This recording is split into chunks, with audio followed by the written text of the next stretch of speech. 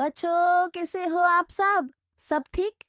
तो चलिए शुरू करते हैं। आज बच्चों, तुम मेरे चैनल को सब्सक्राइब नहीं किया, जल्दी जल्दी पहले सब्सक्राइब करो और फिर हम आज की कहानी शुरू करेंगे। अगर तुम सब्सक्राइब नहीं करते हो तो मैं तुम्हारे लिए और नैतिक कहानियां कैसे बना सकती हूँ, इसलिए अभी कर दो क्लिक क्लिक क्लिक। अच्छा, चलो आज की कहानी शुरू कर। बहुत समय पहले के एक छोटे से गांव में, जो हरा भरा पहाड़ियों के बीच बसा हुआ था, एक दिन का बुढ़ापे का आदमी रामचंद्र नामक एक दयालु पुराने आदमी रहता था। रामचंद्र पशुओं और पक्षियों से प्रेम करने के लिए जाने जाते थे। उसका छोटा सा कुटीर पेड़ों से घिरा हुआ था और हर सुबह वह अपनी आंगन में आने वाले पक्षियों को खिलाता था।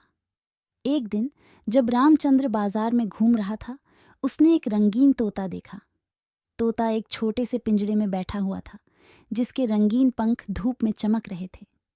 दुकानदार ने समझाया कि इस तोते को बोलने की अनूठी क्षमता है और कई गांव वाले इसकी यह क्षमता से प्रभावित हो रहे थे। रामचंद्र ने इस प्रेरित प्राणी से जुड़ने का निर्णय किया और इस रंगीन तोते को खरीद लिया। उसने सावधानी से पिंजड़े को अपने कुटीर के कींचन पर टांगा दिया ताकि तोता पेड़ों और खुले आकाश का आनंद ले सके।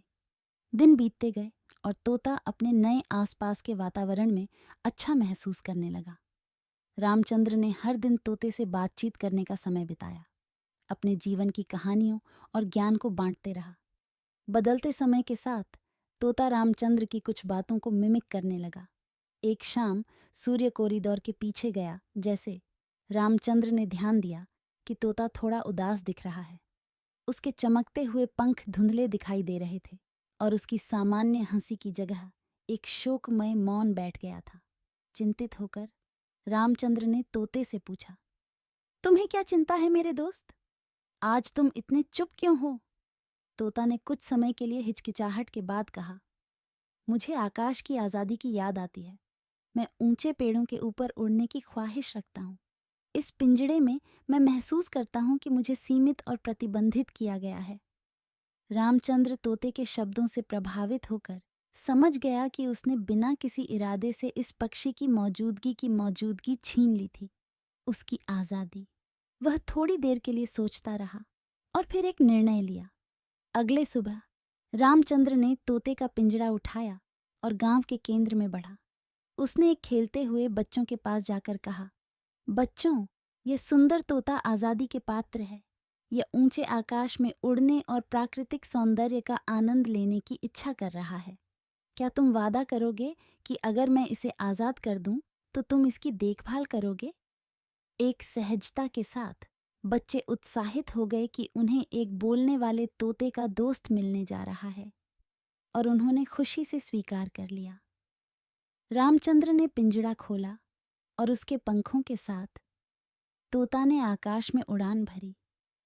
बच्चे हेरों में उल्लासित रहे, जैसे रंगीन पंखों वाला पक्षी ऊपरी आकाश में गायब। खुशी की भावना भर गई। उसने समझा कि सच्चा प्यार और देखभाल यह होती है कि हम उन्हें जिन्हें हम समर्पित करना चाहते हैं को उनकी स्वतंत्रता दें। तोता अब मुक्त सचमुच दुनिया की सौंदर्य को अनुभव कर सकता था और बच्चे ने सीखा कि वास्तविक प्रेम में स्वार्थहीनता और समझदारी शामिल है।